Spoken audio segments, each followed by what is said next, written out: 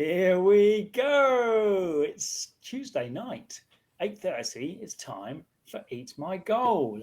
It's nice to be back on a Tuesday night, Dan, isn't it? Rather than being bumped off to a Wednesday just to watch some boring old Pompey matches. Much better. Yeah, much better. Makes all the difference. Yeah. Makes a lot of difference. So we're going to talk tonight about the Bristol Rovers game that happened at the weekend. We're going to look forward to the Port Vale game, and also I think the next few games we'll take a little look at, I think. As Mikey mentioned it last week in the chat, we have reviewed the Cullen interview, much to my displeasure, because I'm not massively fan on CEO interviews, but we'll have a chat about that. We'll have a quiz, and then we'll see what else goes on. But please, if you want to get involved, get involved. Firstly, let's start with Bristol Rovers at the weekend. Oh, actually, let's not start Bristol Rovers at the weekend, because we didn't watch the game live, Dan, did we? No, we didn't, Michael. No. What did we do instead? No, we didn't. What did we do instead? We went to check up on and see how Europe's top scorer was getting on down at Portchester, AFC Portchester. Yeah. Top of the league. Good game, wasn't it? Yep. It was different, wasn't it? It was something different. A bit different. Apparently, it was. So we're led to believe it was one of the poorest games for Portchester in recent times. It was pretty dire. It was 1-0 to Portchester. Pittman didn't score. He did set up the goal, though, and fairly decent goal, wasn't it? Yeah, it was all right, wasn't it? Yeah. It was the only highlight of the game, I'd say, though. There's very little else going on, was there? Apart from the referee. Apart from the referee, Gene Simmons. Gene Simmons. Even that's completely. It's one of those things where you have to see it to believe it, and B, even if you see it, you think that's not real, is it? It's just not real hair. It's just massive hair. But fair play to him. I thought he refereed fairly well. Better than most League One referees, I'd say. I think he was. Yeah. Kept control of the game very well. Yeah. Didn't Despite take any constant badgering from players, but he did all right, didn't he? He didn't seem to let it bother him. Thought he was quite good. And what did you think of Pittman? I think he's just such a role model, isn't he? Pittman, such a leader, such a leader. That's your captain, and he pretty much whinged from the first minute to the last, didn't he? And in the second half, everything and anything. Yeah, and in the second half, we went round to sort of where he was positioned for the whole of the second half, and he pretty much just screams abuse at his teammates and constantly looking at the coach, telling him how bad the players are he's playing with, where they're going wrong. Just looked like he hated every minute of it, didn't he? Really?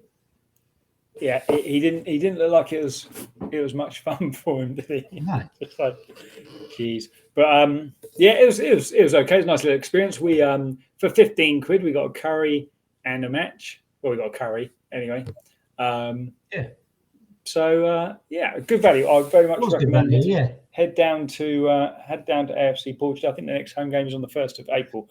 I would say do it. Definitely. Yeah, definitely do it. I'll do it again. I thought, like you say, it was something different, and it was good fun. Relatively nice atmosphere, nice little bar. Fairly not particularly expensive drinks, were they? No.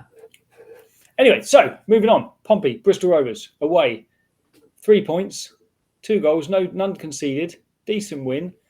Let's talk firstly about the first goal. Offside? Well, from every angle that I've seen it, which is the one angle, he looks 5 yards offside, doesn't he? And 99% of comments I've seen say, yes, he's offside. But then there are a few that are saying that the right back was keeping him on. But I haven't seen that angle, so I don't know. But I've seen a still from the kind of higher left back position, and maybe I can't remember whether the right back was cut off the picture. And if he wasn't cut off the picture, then he was offside. Yeah, because I've seen that one as well. That's the picture they keep you keep seeing that one on social media, but you can't see the right back, can you? So the right back was cut off the picture. So therefore, it's another one of those still pictures whereby, like for example, people go, well, how's this a red card? Well, because it's a still picture and it doesn't really give the full. It doesn't show you exactly what happened in the instant. Yeah. But yeah, I think he certainly looked a long way off, didn't he? Yeah. Good finish though. Very good finish. From that very angle. very nice finish. Yeah. We'll come back to Colby in a little bit. A couple of nice saves from Macy, I thought, as well. One before the goal. Which one you'd probably expect him to make that save, wouldn't you? But it's because it's a nice-ish height. What's going on over there, Mike? I don't know. Oh, somehow the cats have managed to work their way through the door. Oh, like aliens. Brilliant. Yeah. Yeah, good first save from Macy, and then second one was, I'd say, slightly better. Would you say? Second half, I think it was 1-0 at the time. Yeah, it was at the diving header, sort of back post. Yes, that's the one. Yeah, where that's right. He's free at the back post for some reason. Yeah. Got acres of space. You'd probably say it's probably a bad miss as well, wouldn't you? But it is still a very good save. Reactions. Yeah, I think he's done really well, hasn't he? Good reactions. As we said before, like considering he was the player that when he joined seemed to have the most negative comments from Luton fans, especially saying, "Thank God you've got him. He's dreadful, etc., etc." But I think he's been one of our best players. Yeah, I think he's been excellent. Yeah, I have to say, I think he's been good excellent. Good to see Marquis not score, and I think he got taken off. Yeah. Did he not get taken off just after half time as well? I think. He missed one where he probably should have scored, didn't he? Yeah. It's a shame, isn't it? That's a shame. He seems like a nice guy, Marquis, as well. He seems like he's the sort of player that would be good in the dressing room. Seems like the sort of player that people around the club would probably like. Yeah. I did see a comment from, I think it was from Andrew Moon, that said, John Marquis didn't stop for a chat after the game. Oh, that's right, yeah. And then I think Neil Allen also said, did he ever? Or something like that. So I guess he wasn't great with the press either. No. The next kind of thing, the penalty. There's two things on the penalty. Before we get to the penalty incident, two things. Now, obviously, Dale's now playing out on the left, which apparently is his preferred position. But what I did notice about the penalty incident is that Dale, again, backing around out wide, gives it to Ogilvie. Ogilvie's first thing is direct, gets behind the defender, pops in the box, keeper spills it, penalty. Did you notice he doesn't actually pass it to Ogilvie? He loses the ball. No, he miscontrols it. Or loses it. Yeah. So Ogilvie takes over, thinks, look, mates, this is what you should be doing. Get past the defender, pop it in the box, and it wasn't the greatest of crosses, but it's into a danger area, isn't it? And if you put it into the danger area, this is what happens. What did you think of the actual foul? I don't know. It's too hard to see on these 2-bit replays, isn't it? I want 15 replays from every angle, and then I can make my mind up. But I don't know. I think he certainly looked like he pulled him down, but then you've got Barton saying, well, Lane was pulling him before that, which could well have been the case. I think possibly a 50-50, but it looks like it went our way. They didn't. Yeah. Nicely dispatched penalty, I thought, as well, by Bishop. Yeah, very good. Yeah, always good to hit. Always good to see a penalty hit the side netting, isn't it? Yes. Yeah. Inside netting. Just confident, slotted. Yeah. And good win. Overall, a good win. Always good to see Joey Barton unhappy, I think. Always good to get one over JB. Always, yes. Yeah, absolutely. What's the formation thing that people keep going on about? Oh, well, last time we played them, he said you'll get, because it's when Cowley is still in charge, and he said you'll get nowhere playing 4-4-2. They may have won today, but we'll finish above them in the league if they continue playing 4-4-2, because it's like, I can't remember exactly what his words were, but it's basically like an old style that nobody plays anymore or something like that. It's like, Personally, I don't have a problem with 4-4-2. If you've got good enough players to play in that formation, then you play the players that suit you play the formation that suits the players, don't you? Well, surely, yeah, and isn't that the beauty of football, that you can change your formation at will? Suit the match. Yeah. Okay. Just not to Mr. Barden. Bristol Rovers don't seem to be above us. No, they were for a little bit during our dark days of the end of the Cowley era and the beginning of the change, the transition, where we waited forever to get a League One footballer on board to run the team. There was that. There was a period of a few weeks where they were, but I think they're back down where they should be now, aren't they? Yeah. So, Dan, that leaves us with 9 games left to go. You know where I'm going with this, don't you? 9 games left to go. We're 9 points. Yeah. We're not. Tell a lie. We're not. No, we're 7 points off, aren't we? We're 7 points off Bolton, who are in a pretty poor run of form at the moment. Okay. All right. Let me do it a different way. Rather than saying what I've been saying every other week, which is we're not going to make the playoffs, stop saying it. Okay. How about this one instead? If we do make the playoffs, right? If we do make the playoffs, who the F are we going to beat in the playoffs? Are we going to beat Ipswich? Are we going to beat Barnsley? Are we going to beat Derby? Are we going to beat Bolton, Sheffield Wednesday, Plymouth? Are we going to beat any of those? Peterborough? Are we going to beat any of those teams over 2 legs? You're doing David Brent, aren't you? Yes. Did once you've done Slough, got Egham.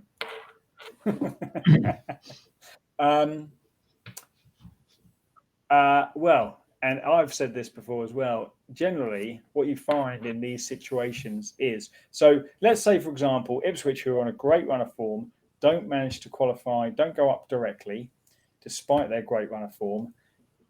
Psychologically, that takes a lot out of the team. They've kind of been in good form. They're kind of, whew, there's been the wind's been knocked out of their sails. So let's say they finish 3rd. We do sneak into the 6th spot. We'll be playing Ipswich. So Ipswich is now on a bit of a downer because they should have gone up automatically. They were cruising at one stage, but now they're back on form, but they've not managed to do it. Oh, such a shame. So they're going to have the wind out of their sails. They're going to be playing us. We're going to be in a run of form because we managed to sneak into the 6th position. Yeah. And nobody expected it. So you never know. Anything could happen, couldn't it? Mm. And we've already beaten Ipswich this season in the cup. Yeah, and drew and lost. And lost them in the league. Drew and lost. Was it drew and lost? Yeah. So drew and lost. We beat them at their place, didn't we? In the cup, yeah. In the cup, yeah. So who knows? I'm still with you. I think it's a long shot, but it's 7 points. We've got a game in hand, so that could be 4 points. Yeah, and we haven't got any of the top teams, have we, other than Wickham? Is it Wickham? Wickham at the last game of the season. Sorry? Which could be Wickham at the last game of the season. Yeah. Could be back on, Dan. Could be back on. Okay. Okay.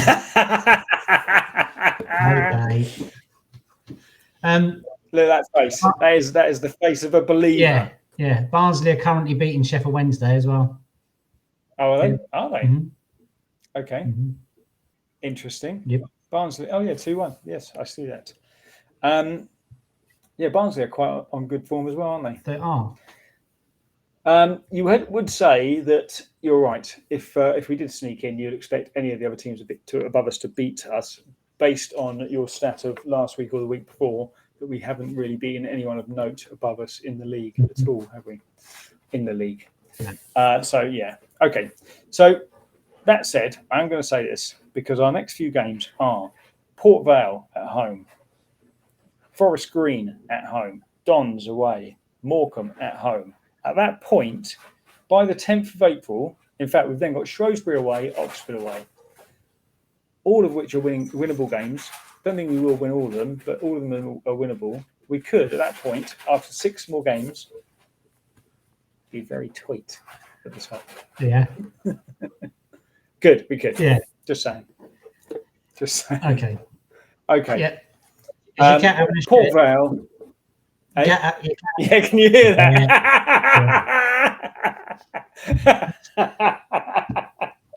Yeah, brilliant. Thanks, Kat. So the beauty of live stream. Yeah. That's right. I'll edit it out of the final version. That'll be fine. Okay. That'll be fine. Yeah. Cheers for that. Cheers for that, Kat. So Port Vale that's 3 points, isn't it? Yeah. Yeah. What are they? Yeah, they're 16th. 13 points behind us. Yeah. Yeah, they've lost 4. They've lost 3 of the last 5. Only won 1 of the last 5. Yeah, that's got to be. You'd think the form. Well, we've won 3 of 5, lost 2, but we lost 2 against 2 of the top teams. So I think that's got to be 3 points. Anything less than a convincing win, I'll be disappointed with. Yeah. What's your score prediction? I put us down for a 3-0. Okay. I was gonna. Yeah. I'll go with that. Yeah. I'll go with that. We're on good form defensively. Yeah. And Bishop's banging them in. I think. I think Bishop will get another 1, and then there'll be 2 goals scored by other people. Good, 3-0. And I think Pack's back in training as well.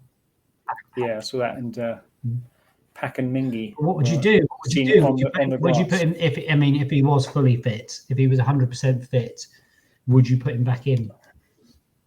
I wouldn't personally, and I'll tell you why. He's a good player. We've spoken about this before, about his early season form and how good he was. He looked clearly a league above. Yeah.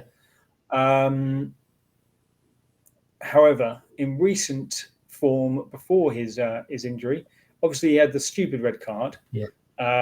But other than that, I just think Tony Cliff's come in and stepped up. Yeah. I think he's playing well. I think it'd be harsh to take him out. You've now got Lowry as an option as well, not in the same sort of position, but I think there's now more competition for that midfield 3, isn't there? Yeah. And I wouldn't bring him straight back in. I just think his form towards the before he was injured was not great. So I'd stick with Tony Cliff, who is playing well. Morel's playing well. Stick with those 2. I agree, 100%. Yeah, I'd keep Tony Cliff in there. Good. Yeah. I think he's done all right. Yeah, good. So, so stick him on the bench. He's obviously a good player to come off the bench, and hopefully he will return to form because it'll be good for him to be in that early season form in the running. But for now, I think he needs a little bit more kind of hunger and a little bit more desire, doesn't he? He just seems to be a little bit lackluster in those last 4 games. Yeah. Lacked a bit of quality. So let's move on to the Cullen interview. The reason why I mentioned last week about the Cullen interview is because partly I don't really like to get too involved in what I call football kind of politics or football BS, because it's quite easy to get involved in. And because as a fan, I think you're too close and you're too kind of emotionally attached. But you've got to realise it is actually a business. Yep. And not something that the owners can just chuck money at. And we've seen in the past, obviously, that owners chuck money at Pompey, and obviously we won the FA Cup through doing so. We had several years in the Premier League through doing so. But it was never a sustainable model, and I'd much rather grow sustainably and be a team that's going to stay in the top levels. However, let's come on to the interview itself. What did you think of it overall? Is what I saw, is that an edited, watered down version, or is it? I don't think so. Okay. No, it seemed to be the full thing. I thought he spoke quite well, and I thought, I mean, I'm assuming he was prepped for these questions because he seemed to have an answer straight away. Ready. But I thought what he said was all right. I thought he seemed to be saying the right thing. I thought there were some very odd questions. I thought there were some very, very strange questions. Go on, give I have some here.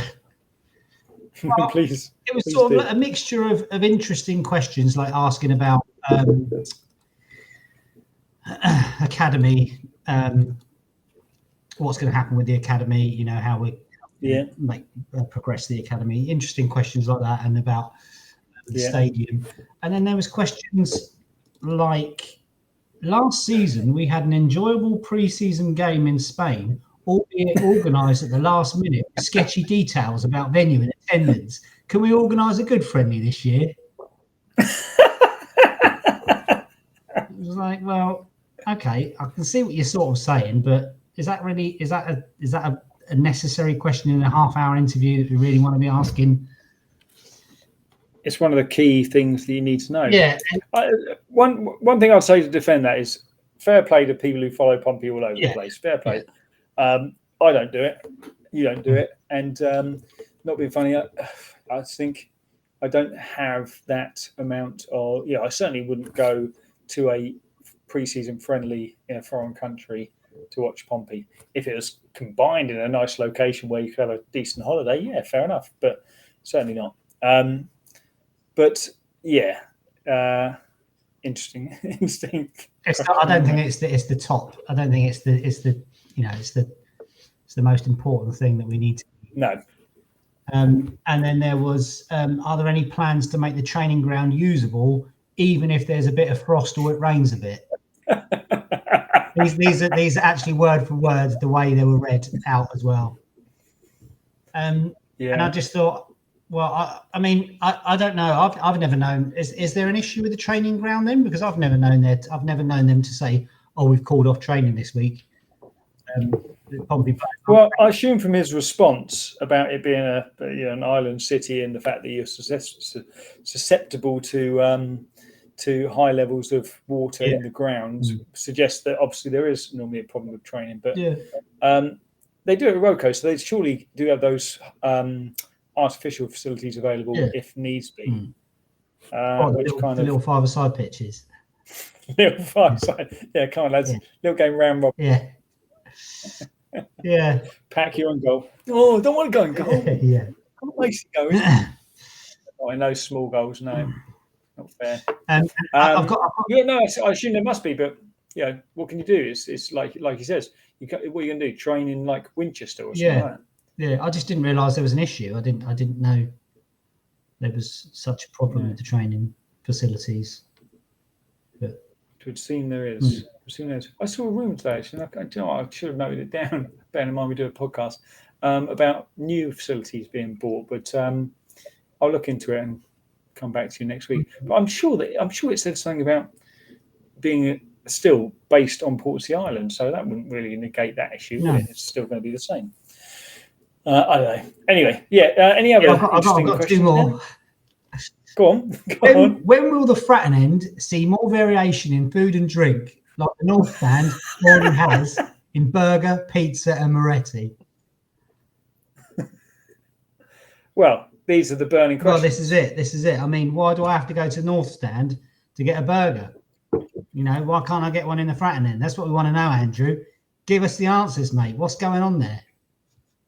Yeah, well, it's and he kind of did, didn't he? Well, he did by not answering it, really, by saying, we will. Okay, cheers. Yeah. We'll sort that out. Go on. And the last one was, can we have a proper home kit next season?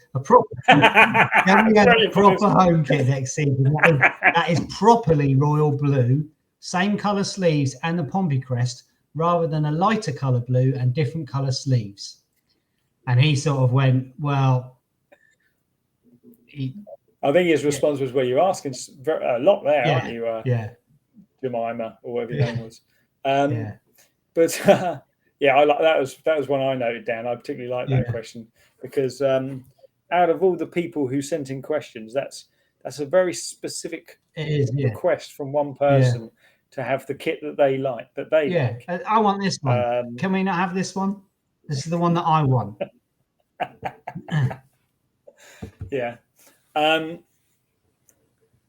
There's a couple of things I liked about the interview, and the first one was this. Was it that he kept rubbing his thighs? It wasn't even so much of a rub. It was more of It was almost like it was Vic Greaves-esque, wasn't it? When he was Well, the thing is, it was almost like he had his palms glued to his thighs. Could somebody should have told me those. But yeah, that was one of the things. But the second was anyway. So yes, before we do start, can I just say a very big thank you to everybody that sent in their questions. Really great questions. And then that was also the way. This is the issue with these sort of things. It's political. It's kind of, if you watch politics, the bullshit in politics, it's just kind of the same sort of thing. It's kind of like there's only so much you can say, and you're kind of prepped, as you say. He clearly knew all the questions. He vetted the questions. He only answered the ones that he wanted to answer. They probably chucked a couple of the North Stand ones in just for a bit of fun. But it's like every single question. Well, thanks very much for that, Derek. That's a great question, and I can answer that by saying we will have cheddar cheese next season on the this.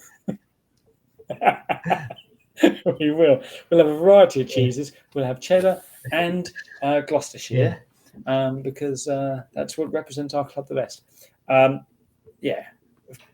Just bizarre. I think, like you say, he spoke well, but you'd expect a CEO of a football club to speak well. I think I kind of preferred the last chap, who I forget his name now. But hey, I thought he was all right. He did what he did. What I particularly liked is the question about the smoking in the South Stand. And he said, what we want is for people to be able to go and get some fresh air and smoke legally. That's oxymoron, isn't it? Yeah. Rather than smoking in the toilets, they can go and get some fresh air and smoke legally. Yeah, and pollute their lungs with the fresh air from. Andrew Cullen's doing an interview. What should I ask him? Ask him about those buckets. Ask him about those buckets at the bottom of the South Stand.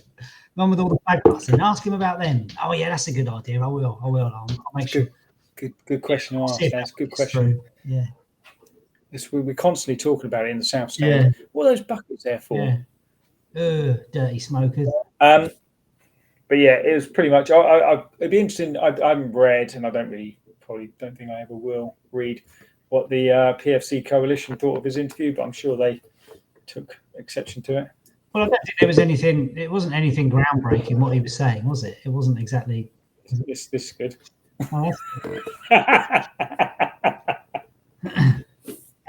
No, there was nothing in there that was particularly. No. And see, I've seen things about what people have said about, initially the North Stand was going to cost 5 million, then 10, then 20, now 40. But I think they've talked about different types of North Stand, haven't they? I think the £40 million stand that he's talking about is the one with the hospitality in there, with the extra facilities that they can use on non-match days, with hotel facilities and things like that, to turn it into an actual money-making venue that isn't just making money on match days. And of course, I think, not being funny, I think in the grand scheme of things, 40 million sounds as if it's probably about, under what it should be, depending on what the actual plan is. But that would then suggest they are going to build more onto that car park area, which I'm sure people won't be too pleased about. No. But there you go. Hey ho. Overall, I kind of liked what he said, but you kind of take it with a pinch of salt. I can understand people's frustration, because you look at, one thing I looked at this week was obviously people saying, the Eisners, they're minted, get your hands in your pockets, buy us some buy us Messi, get us some decent players. And I looked up where they sit comparatively. Do you know how much the Eisners or Michael Eisner is worth? No. Okay. He is worth. Brilliant. Get rid of it. No, this is unbelievable. He is worth $1 billion. Okay. So that sounds a lot of money, doesn't it? Yep. But when you then put it into context, so I quickly looked through the other League One owners. So the owner of Barnsley, for example, $9.1 million. Billion, sorry, 9.1 billion. Yeah. A lot of money. So that's there you'd think, okay, he's not particularly big fry, but then you look at most others are around about 100 to 500 million. Still a lot of money, but nowhere near the Eisner's sort of wealth. Now, then you look in the Championship. So, for example, Watford, the team who fire a manager every other week. Yeah.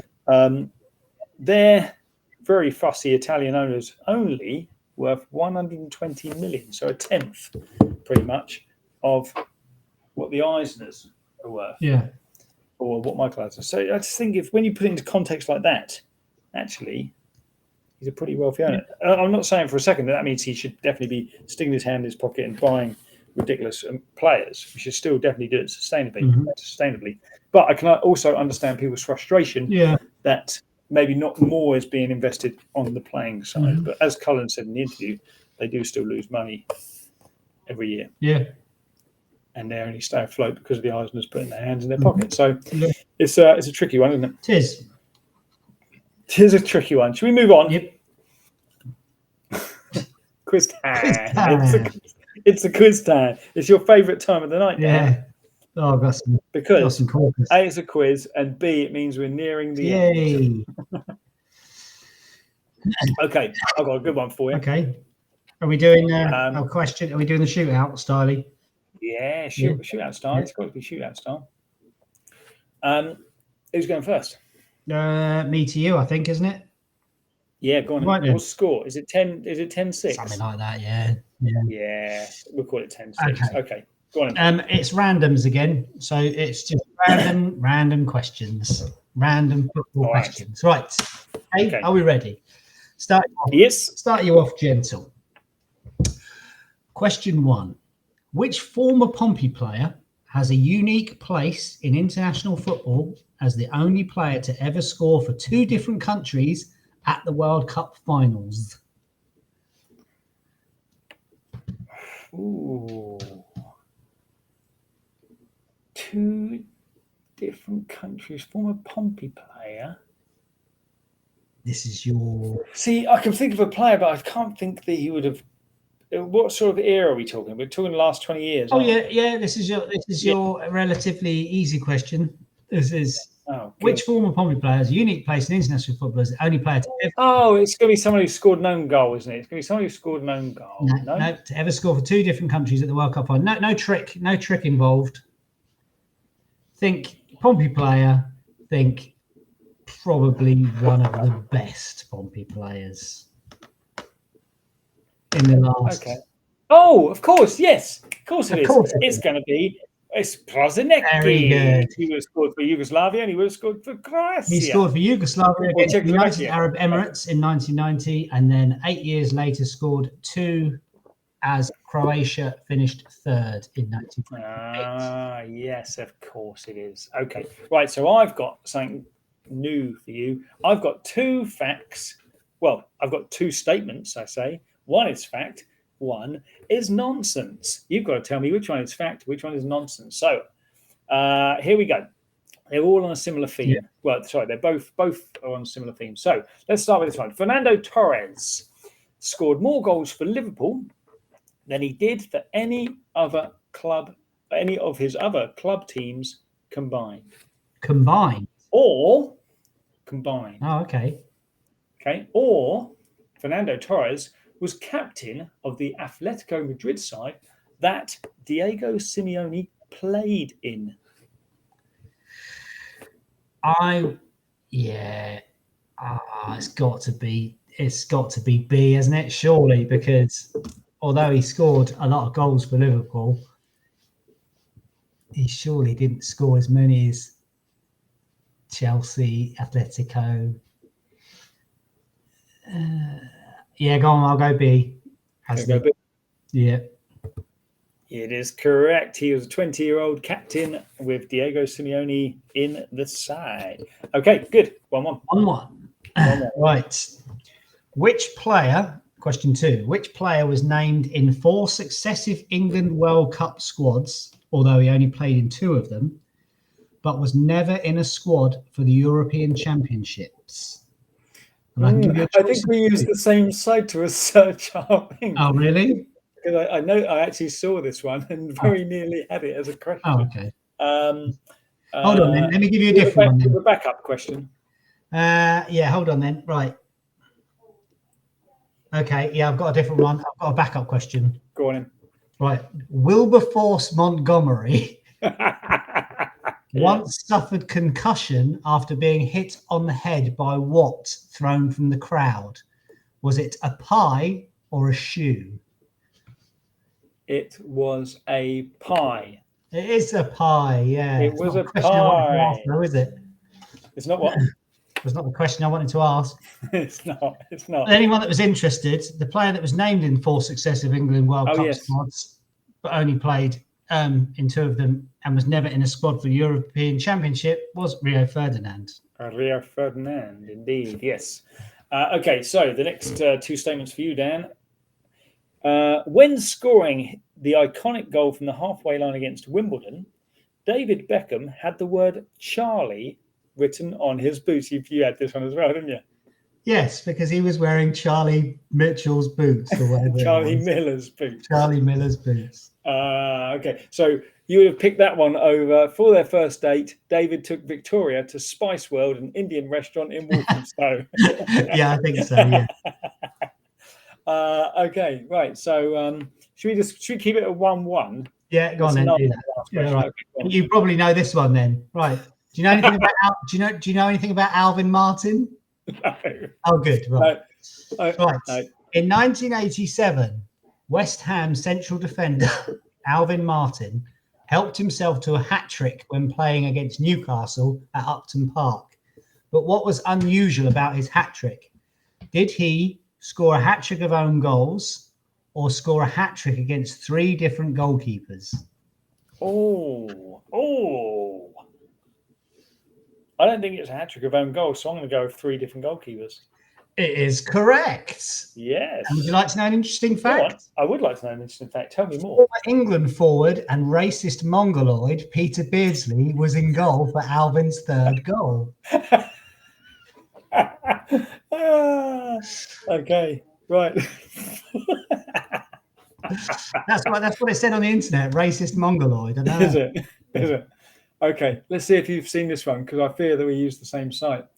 Do you know anything about Italian legend Giuseppe Bergomi? I don't think so. Okay, here we go. Which of these 2 Giuseppe Bergomi facts is correct? Giuseppe Bergomi played for Italy at 4 World Cups, but he never, 4 World Cup finals, but he never played in a single World Cup qualifier. That's your statement number 1.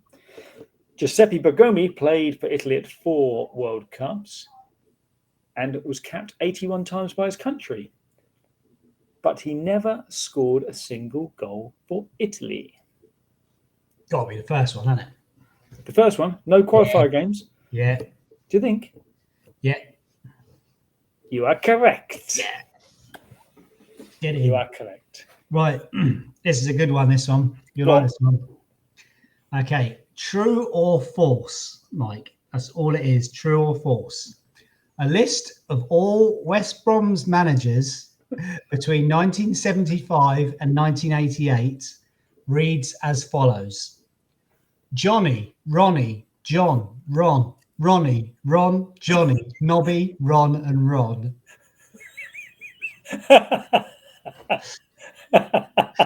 Is that true or false? Do you want me to read them again? Yes, please. Sorry, what were the years again? Between 75 and 88, West Brom. Okay.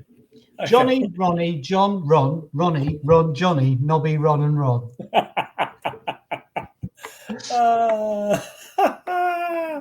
Go on, one more time, just for the fun. Johnny, Ronnie, John, Ron, Ronnie, Ron, John, Nobby, Ron, and Ron. I think that's true. It's got to be true. It is true. It is true. Yeah, good one. Good one. Obviously, one of them's Atkinson, isn't it? I guess so. Yeah. Yeah.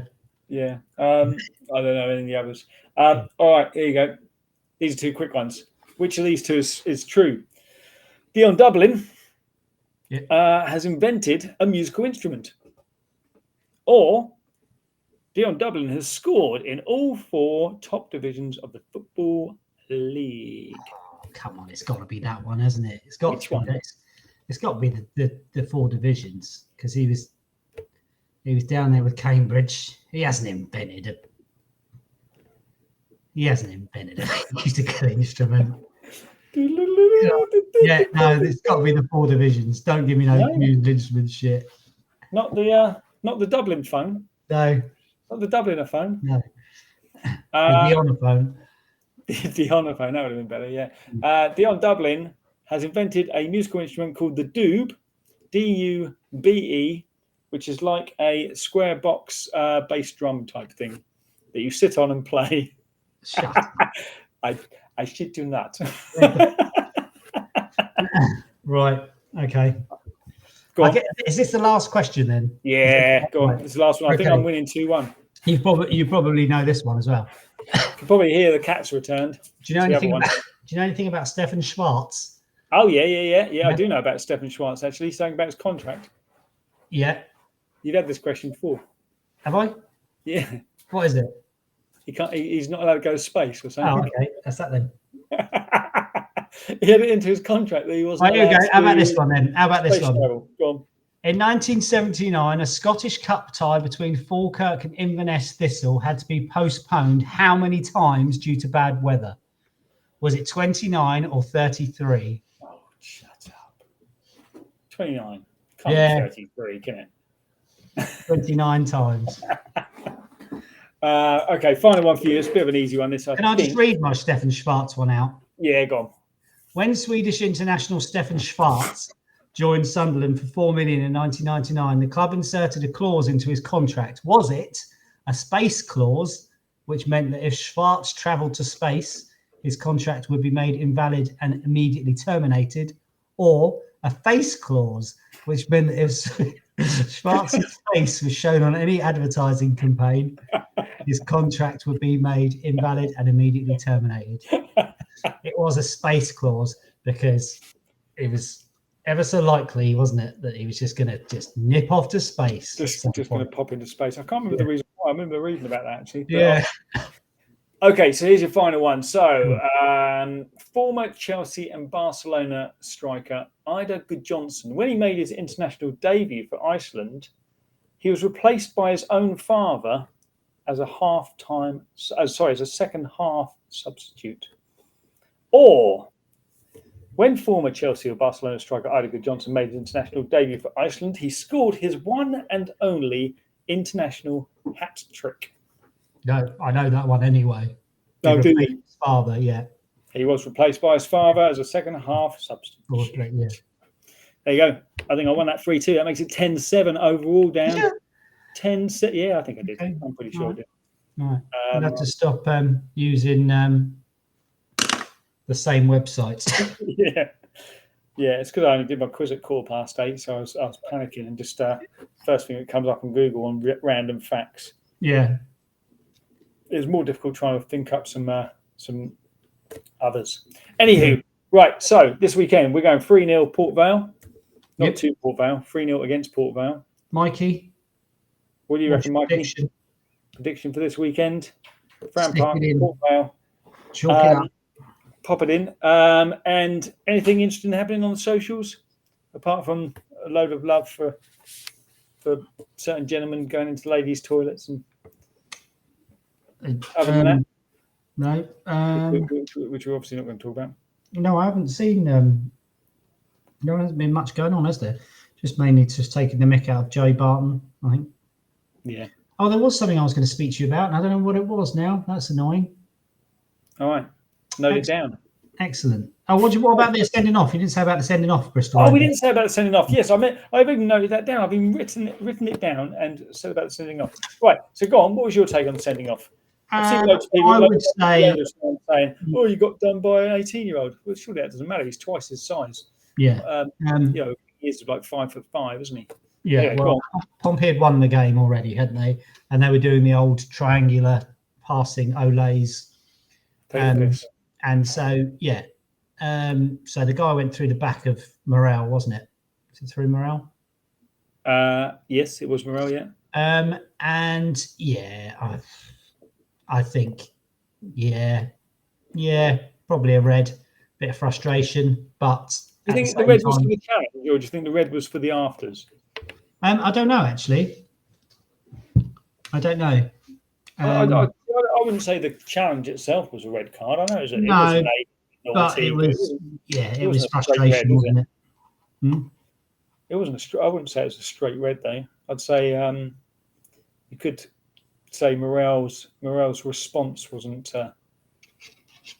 It was understandable Morel's response, but it didn't deserve like a 15-player kind of pile up, did it? No, that's what I was going to ask you on the subject of red cards. I know it's not Pompey based, but what do you think of the Mitrovic thing? It's a red, isn't it? It is a red, but it's just silly. It's one of the, I don't understand what he's doing because Willian did that whole. Who was it? Was it Stephen Taylor, the Newcastle player that did the old holding his chest as if to say, "Oh, it hit my chest." And it's like, well, now you're looking guilty, aren't you? You're looking guilty as anything because you did that before anyone's even really appealing that much. Yeah. And then clearly it is a penalty, so it's fair enough. It is a red card. I don't know what Silva might have said. I didn't actually watch the game, but apparently Fulham were quality until that point. Yeah, they were. But why Mitrovic just lost the plot? He was nowhere near the actual incident. I don't see why he got so wound up by it that he has to go and give the ref a shove. But I do agree that what Fernandez did to the referee a few days ago as well was exactly the same, wasn't it? So, and he didn't even get a yellow. I know you can't say, you do one, but it's about consistency, isn't it? Yep. Yeah, I think the Fernandez one was slightly less, not as aggressive, but either way, you can't do it, can you? So no, you cannot. We're going to wrap up. Mikey's just come in with a. Did we talk about the Bournemouth game? I'm assuming that says what the Bournemouth victory against Liverpool. Is that what you mean? Or is that what we're talking about? Like Salah's quality penalty, kind of pick which area of the stand behind the goal that his penalty went into. I assume that's what you mean. That was 2 weeks ago, wasn't it? The Bournemouth game. Oh, the hands. No, I didn't know. What's the? I was going to say, wouldn't normally be high on our agenda. The Bournemouth against. Oh, it's because Thingy was playing for Bournemouth, wasn't he? Brooks. Oh yeah. First time in nearly 2 years. Yeah. No, we didn't. Please give us an update if you have one, please, Mikey. I don't have one to hand. But, anyway, we are going to wrap up. Oh, 5-2 to one. There you go then. Close. We were too busy talking about the Cullen interview. Yeah. All of which you missed, people. And the colour of the shirt. This will be available on Spotify this week, and it will also be uploaded into YouTube. Into like a disc, like a compact disc. Right, that's us for this week. Have a good one, and see you next week. Bye. Bye.